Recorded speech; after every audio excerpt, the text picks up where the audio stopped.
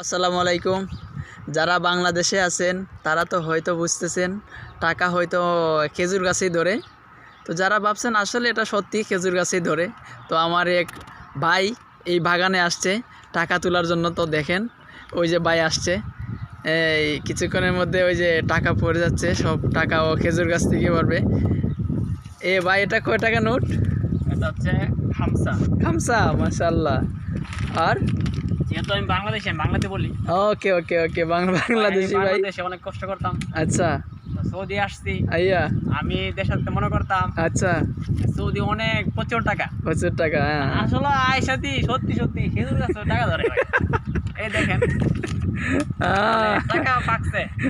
টাকা পাকছে, ঠিক আছে। এই দেখেন, হ্যাঁ ঠিক আছে, দেখছি। মাত্র তো দেখি গাছের মধ্যে আছে কি না টাকা? আছে আছে আছে। টাকা কি এইভাবে ধরে? হ্যাঁ।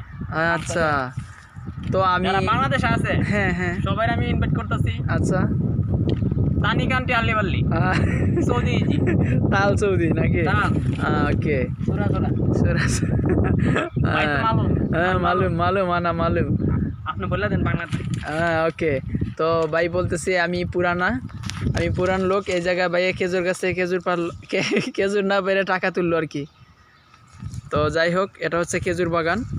এই যে ভাইয়ের ব্যাগ ভর্তি টাকা, সব গাছ থেকে ভাই টাকা তুলছে। তো লাস্ট একটা ভিডিও আমি রাখছি আপনাদের জন্য।